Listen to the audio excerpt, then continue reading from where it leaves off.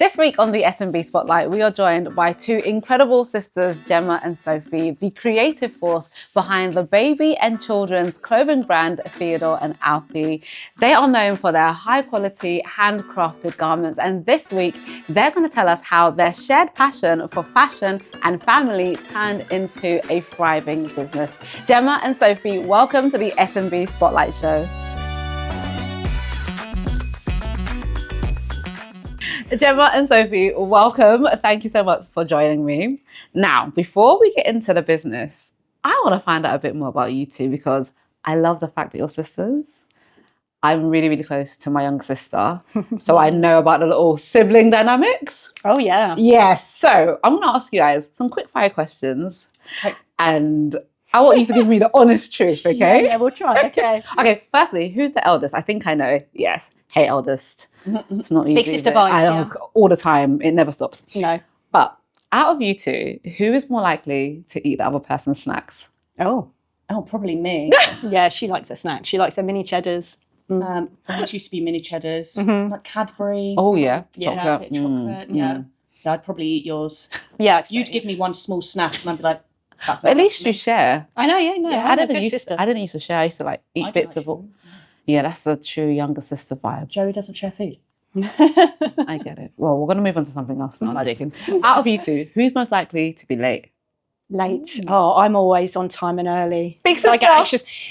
I don't know. Maybe you're a little bit the same as me. I don't know if either of us would be late. I get anxious if I'm Yeah, not. we like to be on time, both of us. I'm like really to take me impressed. here, like 20 minutes before we need Oh, to I love that. I don't Yeah. want to be. We don't like to rush. Can you have a word with my sister? Because she doesn't know what on time means. I'll let her know like the little sister vibes that she needs to run with. Step up. She's a step up. Who is most likely to borrow the other person's clothes? Ooh. Oh, we've shared a lot of clothes over the years, haven't we? I'd say now not as much. Mhm. Yeah. When we were younger, I'd probably go into your wardrobe. Yeah. She'd come downstairs and be wearing my stuff, and I'm like, I recognise that. yeah. This is mine now. Yeah, when we were living at home together, Sophie would nick my stuff. Yeah, Oh, it's so annoying, right? yeah. But I haven't even worn it yet. It's still got the tag. Well, at least you'd find that my sister would do something and then like, she borrowed my hairdryer when I had hair and then she hid it and then I found it because it was broken. Mhm. Yeah, those are the little sister vibes that I have for Yeah. my sister. You broke that though, didn't you? I'm like, It's oops. fine. I know, it wasn't me. Okay, now, Theodore and Alfie, Mhm. who was more likely to become a fashion designer? Oh. We both sort of liked to draw clothes on models and have you remember the little like figures where you could put the little clothes on and swap it out and Yeah. stuff. We both liked playing that sort of thing, didn't we? Yeah, we're not helping your answers. No, we're we're both both like like the same. Yeah. Fashion designer. Maybe you, because you did a lot more sort of sewing and stuff, didn't you, when we were a bit younger? Yeah, I Probably guess so. Sophie, I But we're think. both we've always been quite creative. Yeah. Yeah, we've both been creative, yeah. Well, Both clearly the liked it. creativity has come through, shining. I need to know though, the name Theodore and Alfie, where did it come from? Very easy one.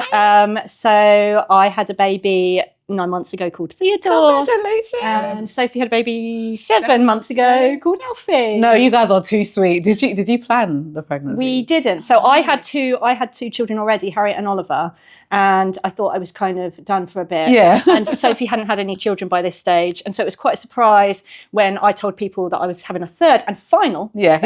Final. Let's just make sure to everyone knows. put that out there. And then 7 weeks later, Sophie announced to me that she was having a baby, and we couldn't contain our excitement because we just thought that would never happen, that we'd both have a baby at the same time. Well, Gemma's 5.5 years older than me. Yeah. So we literally didn't think, Yeah. even consider that would have been an Yeah. option. So to be pregnant at the same time, and then Both have boys as well. Yeah, both have boys, and then the thought of being on maternity leave together and sharing that together. Mhm. Yeah. It's like it was just really special. Very, yeah. I want that so badly. yeah. I'm not gonna lie to you. Oh. I have to say, my little sister's called Lynn. I know. I'm like, Lynn, can we plan this? Yeah. Look at the example Gemma and Sophie set for us. Oh, it is really lovely though, isn't it? I can't even imagine, you know, like obviously the fact is you're third, so you have like your sister who has experience, Yeah. but also to share it together. Yeah. Beautiful, You can absolutely go to any beautiful. classes because I've got You need big sisters got it. knowledge. Yeah, Right here. Yeah. I love that. So then, how did it go? How was this born?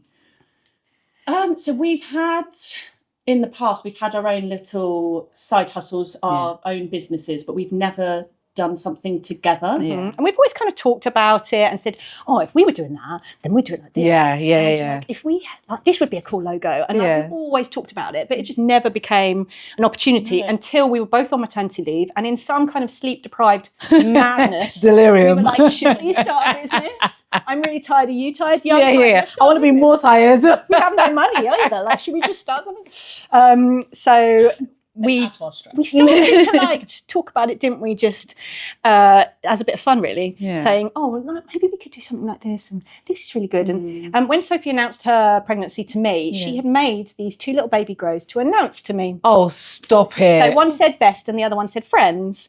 So and she's got a video that I'm sure we can dig out somewhere. Yes, where I please. have opened it up and I start screaming, going, "Oh my god!" I didn't quite understand. Well, you thought it was a gift for your baby. Yeah, I was like, why is there 2?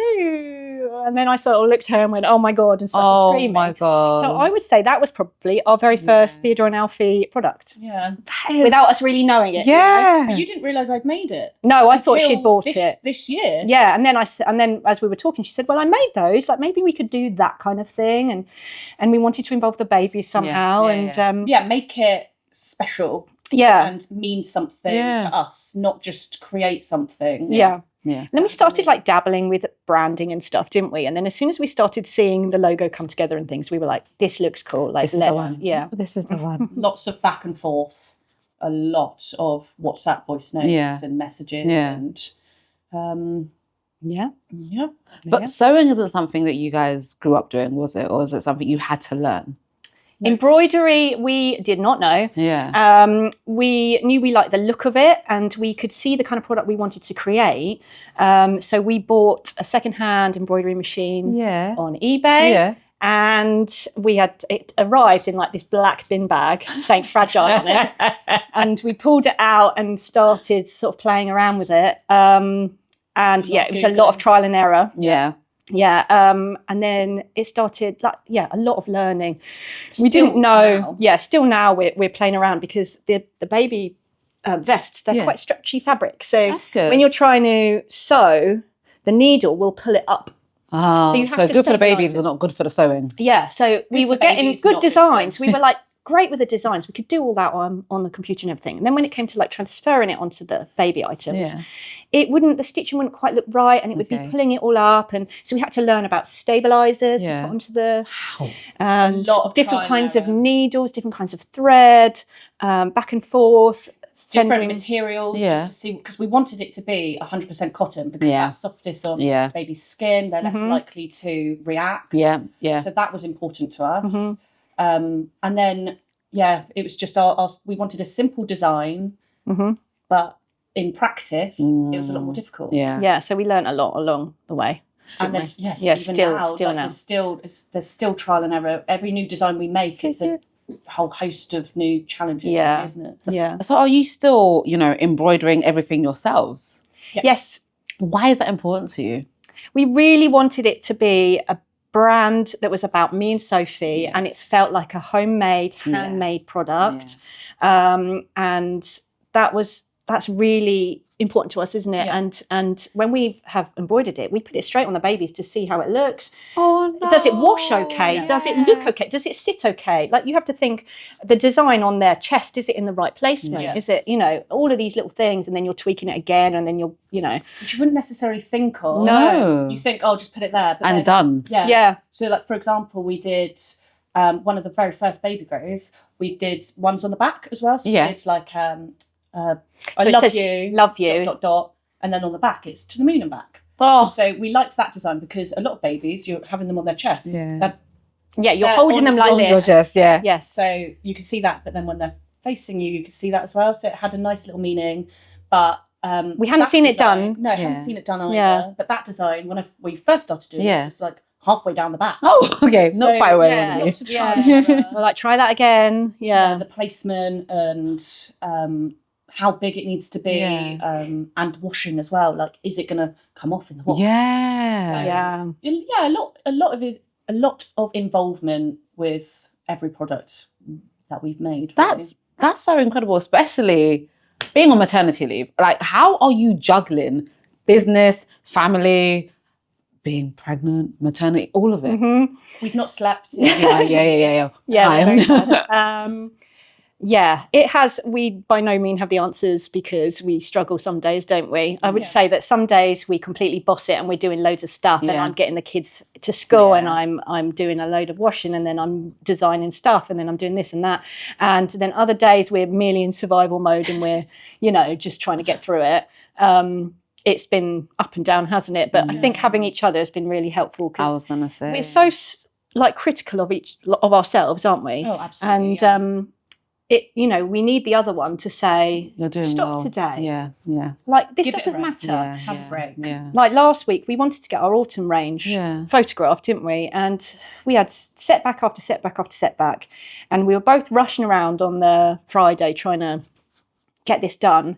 And I said, hang on a minute. This is our own deadline. Like, we can move this.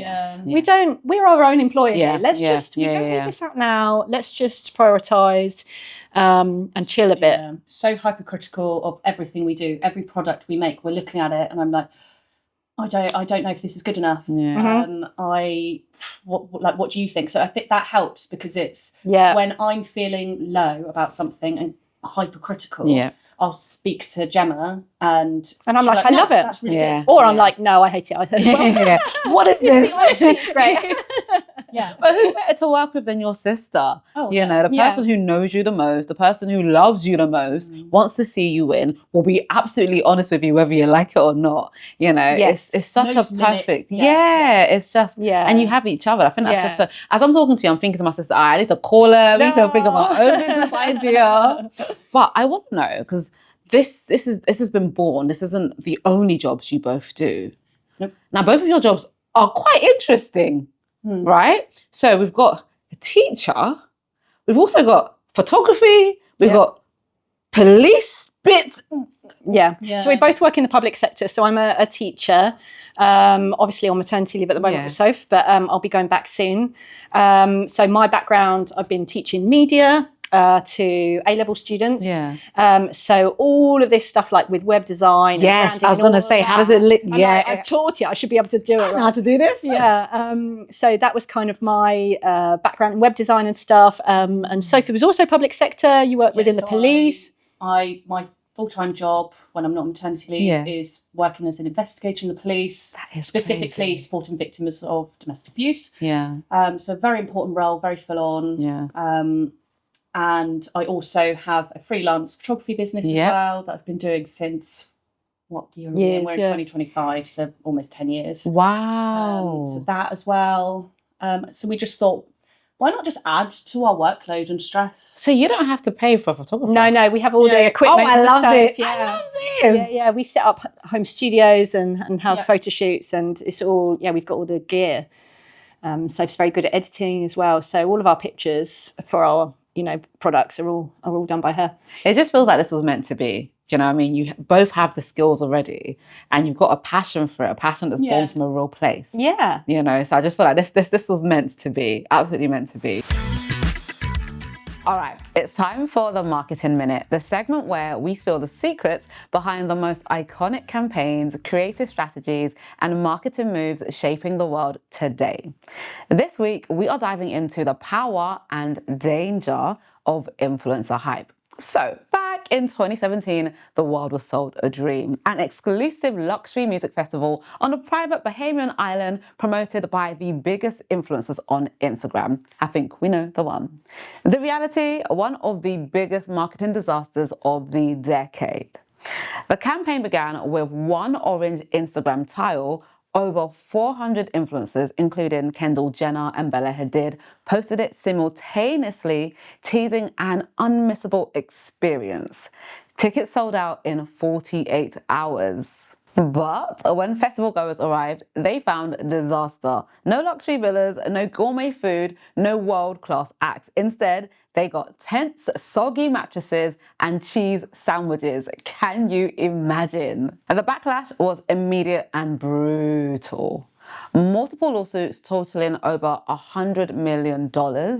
Founder Billy McFarlane sentenced to 6 years in prison. A Netflix documentary turned the fiasco into a global cautionary tale. The festival proved the insane reach of influencer marketing. However, it overpromised, which destroyed trust instantly. Also, the lack of transparency left consumers feeling deceived, and brands can't recover from that easily. So, what can we learn? Hype responsibly. Influencer marketing works, but credibility matters. Deliver what you promise. Nothing kills a brand faster than broken trust. Authenticity wins. Be bold, but be honest.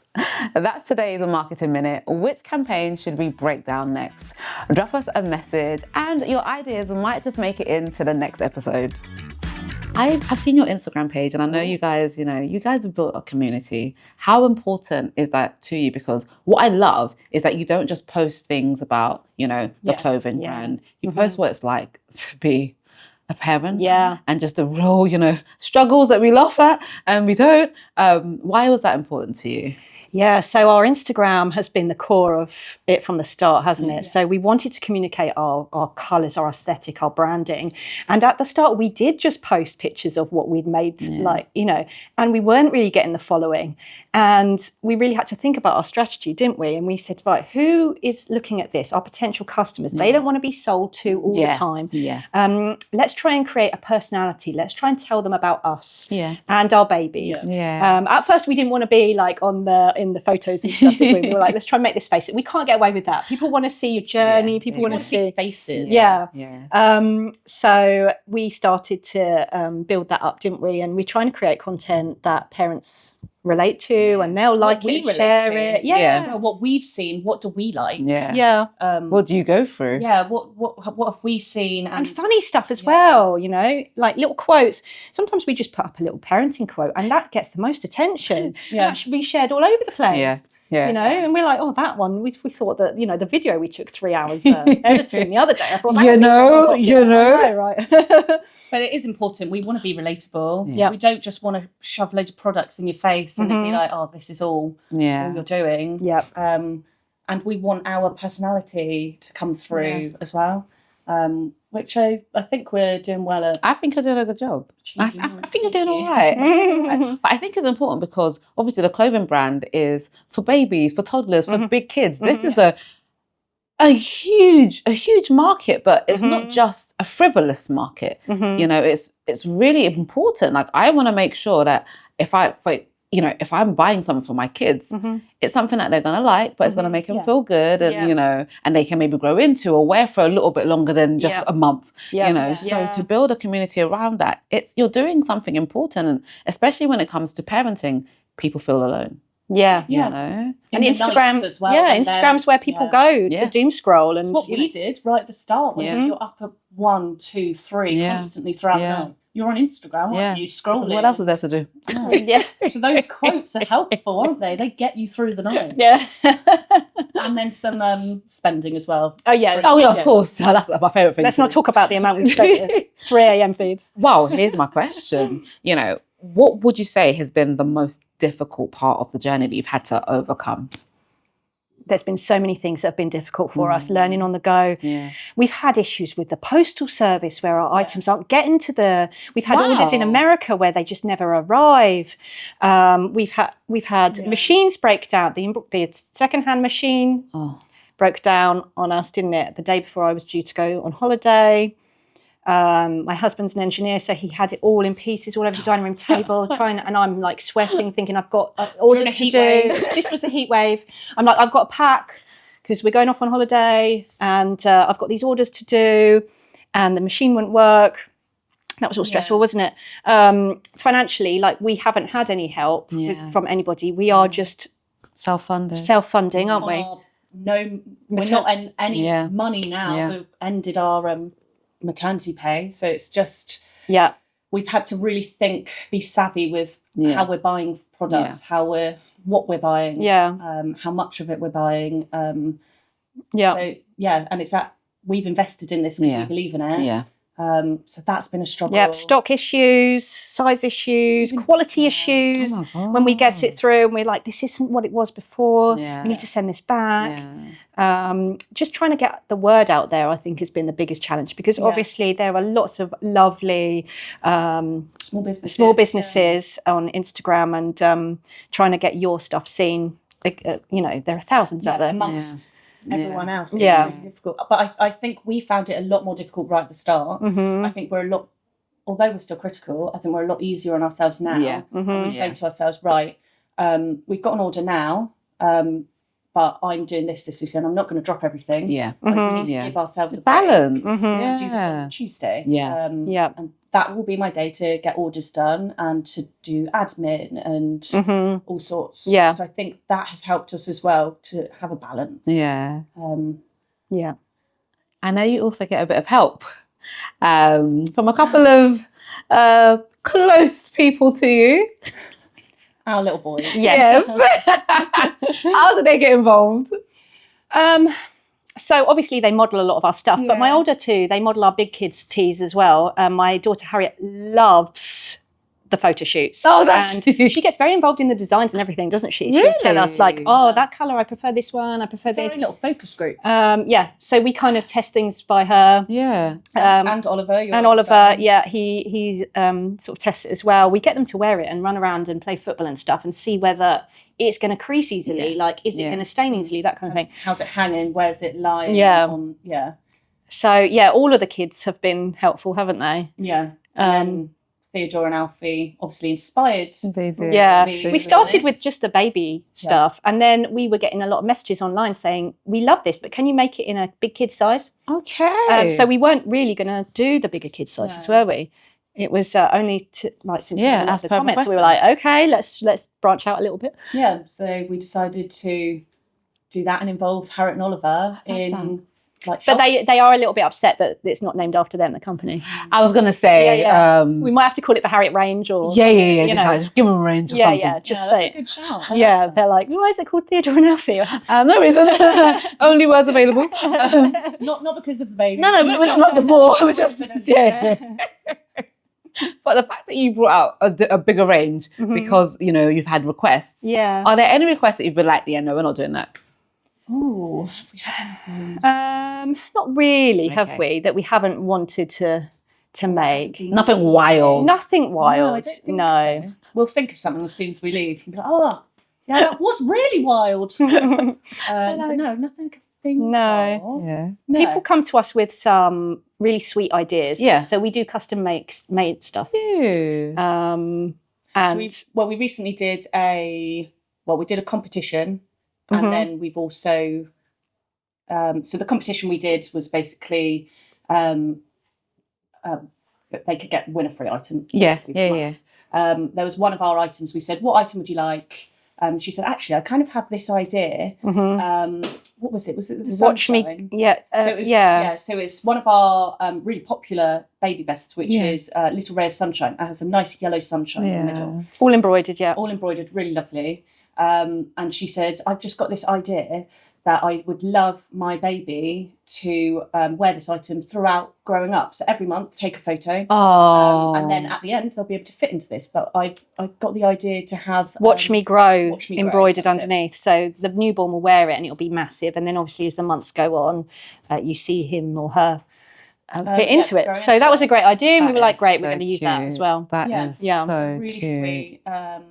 We also had a certain reality star. Should we say about our reality? I think you should. Yes. So we had a Married at First Sight UK star. We absolutely love Married at First Sight. We love it. She's just had a baby, and so she's really into floristry. So we made a custom-made wildflower embroidered little summer vest for her. And send that off to her, and she put it up on her. So we made a video of us making it behind the scenes and sort of tagged her in it, not really thinking much. And she reposted it. And honestly, the power of social media. So it was 1,000 views within a minute. That's crazy. 2,000, 3,000, crazy. 10,000. It got over like 25,000 views, this one video. Yeah. So it brought a lot of attention to our page. We couldn't get to sleep that night, could we? Because we were like, it's at 15,000. Look at all the followers. Oh my goodness. It was crazy. It was so exciting. It was so exciting. And it just like built momentum as well. Yeah. So we did, those flowers were really lovely, and the look of the embroidery, just every detail is lovely. But we wanted to do something custom and unique to her. Yeah. And I think she really appreciated that. And underneath we did cutest of the bunch. So we're trying to think of something that like links with her, but is also unique and cute on its own. Yeah.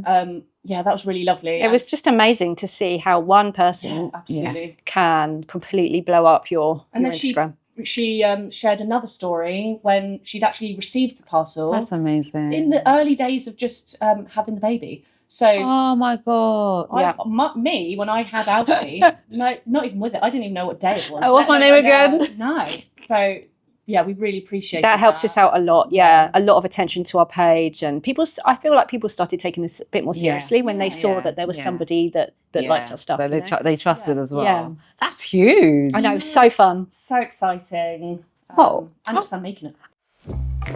Welcome to the Big Biz Case Files, the segment where we unpack the history of today's biggest brands. And today we're breaking down one of the fastest business success stories ever.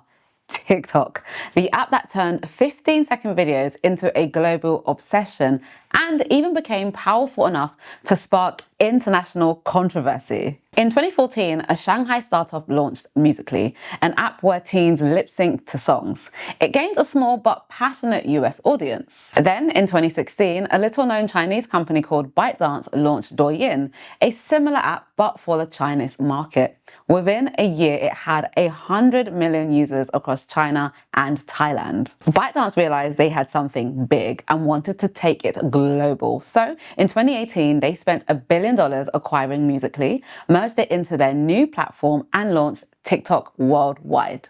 They didn't have big ad budgets, they didn't have celebrity investors. What they had was one genius weapon: the algorithm. One of TikTok's early breakthroughs came in December 2018 with a 15-second video. A single red gummy bear stands under a spotlight as Adele's "Someone Like You" plays. Now suddenly the camera pans to reveal hundreds of gummy bears singing along. Silly, cute, but addictive. The video racked up millions of views, but more importantly, it jumped to other platforms. So suddenly, Twitter, Instagram, and Facebook were filled with TikTok content. TikTok didn't pay for any of that marketing. The audience did it for them. Here's why TikTok exploded so fast. Anyone can go viral. TikTok doesn't care how many followers you have, only how engaging your content is. That meant ordinary users like you and me, not celebrities, became overnight stars. And that made TikTok addictive. By 2020, TikTok had 2 billion downloads and 800 million active users, but with massive growth came massive scrutiny. Governments worldwide started questioning what TikTok was doing with user data. India banned TikTok in June 2020 over privacy concerns. The US launched a national security review the same year. Then President Trump threatened to ban TikTok entirely unless an American company bought its US operations. Suddenly, a 15-second video app was at the center of a global tech cold war. TikTok's journey is a masterclass for small businesses. Start small, scale fast. Focus on one brilliant idea and perfect it. Let your users do the marketing. Make your content shareable and your audience will spread it. Build community and not just a product. TikTok thrives because people feel part of something bigger. Be ready to pivot. From Musical.ly to Douyin to TikTok, ByteDance adapted at lightning speed. Sometimes all you need is a small idea and the courage to scale it fast. That's today's Big Biz Case File. Which origin story should we crack open next? Airbnb, Gymshark, Brewdog? Drop us your vote. So actually, I was going to ask, if you could design an outfit for any famous baby, toddler, or big kid, who would it be? A famous baby, toddler, or big kid? Yeah. So I don't know. Like when I'm online, the influencers that we like are people like Stacey Solomon. And like she has a lot of children. I think that she's really supportive of small businesses and stuff as well. You never know. We might be able to catch Stacey. Yeah, if you're watching, tag her. Tag us. Like a custom-made item for your kids. Yeah. And she has lots of little children, doesn't she? Different ages. So that would be really cool to do. Really relatable as well. well. Yeah, I can see that working. She's so warm, and you know, I think that she would complement our branding, wouldn't she? You love listening to her. Yeah. And then you've just seen her kids grow up as well. It is really sweet. I think that'd be really nice. You feel like you've been on a journey with her, isn't it? Yeah. And then she's got little kids and big kids. So there you go. Suits our whole range. So I know you've got your autumn range. What inspired it? Well, I'm a very seasonal person. Yeah. I have a seasonal cupboard. Okay, yeah. This is not a lie. She does. No. And every season I decorate my dining table based on the season. You're the person I want to be, because my dining table has not changed. Mine's an absolute state. I don't have time for it. Having the seasons. Obviously, you know, when we're going into autumn, I'll have like autumn leaves coming from the lights. Oh my god! It's not like over the top. It's, you know, I love it. But it's little pumpkins, little ceramic pumpkins, and all sorts. And then as we're starting to move into Christmas, I start doing more of a winter table. And I tell my husband, it's not Christmas yet. Don't worry. That's not a Christmas tree. That's just a winter tree. It's a winter tree. Yeah. But is it a Christmas tree, really? Well, it is. Put a bauble on it. It'll eventually turn into a Christmas tree. So I'm very seasonal like that. So I was very keen to like jump on the seasonal stuff. I think it's really popular at the moment as well. So like a lot of the stuff in the shops is, you know, winter leaves and little, not just about Halloween. We wanted it to be autumn, you know, cozy, snuggle season vibes and a few Halloween bits. So that's for example. I love it. Yes. So this is the toddler range. So wizard in training. I love it. With an interactive. Yes, that's what I love. So there's a little push button. We just thought, what do kids love? They love playing. They love being imaginative. I am a kid. What do you love? This is me. They love being imaginative. Little buttons on your... Yes. Yeah. Invisibility, go. Yes. Exactly. What a power. So we just thought, so cool. We loved that when we were younger. Yeah, so cool. Yeah. So we tried to think like a kid. Yeah. So things like that, and long sleeve for autumn. Yes. And then we've added some glitter. I love the glitter. Why not? Listen. Little baby chino season, very in, aren't they? Baby chino type things. Cute. So a bigger one as well. That's hot chocolate season. So then it could be a big enough, but not quite big enough for me. Do it in the size. Do you want to see it? And then this one's really cute. Which it matches that. So we've got a baby version. And then little bats around the wrist. When I tell you, it's so cute. It is. I'm like, do I have children to put this on? I will find them. Might not be mine, but someone's gonna wear them. This is so cute. It's just cool, aren't they? I can just see the amount of passion and effort that goes into the business. And I just think it's amazing. I think you're both amazing. thank honestly. Like, it's been so nice just sitting and just chopping it up with both of you. Yeah, absolutely. It's been lovely. My final two questions. Number one, if you could go back in time and do anything differently or give yourselves advice on how to do Theodore and Alfie, what would it be? I don't know if we'd do anything differently, because it's brought us to where we are now. So everything we've done, we've learned from it. Yeah. I mean, it would have been great to start with the best machinery and the best kit, but then there's no substance to that. Yes. And we've grown from that. So I don't think we'd change anything. I think the advice I'd probably give us is just breathe. Yeah, and enjoy it. Enjoy it. We started it because we love being creative. We love chatting it out with each other, and just remember that rather than getting lost in, you know, the admin and the stress of it. And, you know, when you get a bit of a disappointing week or whatever, just don't take it so hard. Yeah. Keep going. It's all part of the process. Yeah, remember why we started. Yeah. That's really important. It's all just meant to be fun for us, you know. This is what a creative. Let's carry it on. Yeah. I love that. And my final one is, what other small business would you shout out? Oh. Yeah, we've got such a lovely community of small businesses. So many. That we follow, don't we? I'm trying to think of. Luna Craft Studio is one that, you know what, small businesses online, they really are so great at cheering you on when we don't know them and they've never met us. And they're the biggest supporters. So we have such a great community of small businesses that they're going through it. So. Exactly, you're all in the same boat. You just want each other to win. It helps. It's such a good community. Everyone's cheering you on, and it helps build momentum when you are feeling a little bit low about things. But Lunar Crafts is one I can think of at the moment. I'm sure we can. I'll put you guys put some handles. We'll put some handles at the bottom. Because we have a few, but they're all like lovely little handmade craft businesses. A lot of effort going into it. And I think people do forget, like they see the product but forget how much effort goes into it. It's real people behind these it's nothing is mass produced. There's no factory, there's no big machinery. It's literally just us at home with a baby at our feet trying to make something that people love. That's what we've put out there as well. It's like, you've got to remember when you order, so much effort has gone into this, so much time. It's not just... We wrap them all, you know. Custom made. As soon as we get an order, it's made there, like there. That is incredible. And then made as well with this little hedgehog. Oh, I love it. Ladies, well done. Thank you. And can you just let everyone know where to find you, how to follow and support and be part of your journey? Yep, so our main platform's Instagram, so theodoreandalfie.shop is where you can find us, and everything is on there. Oh, I love it. Simply effective. Now we can talk about a custom magic order. Yeah, we'll do it. We're all over it. We're in the next one. You know it. Ladies, thank you so much. Thank you very much.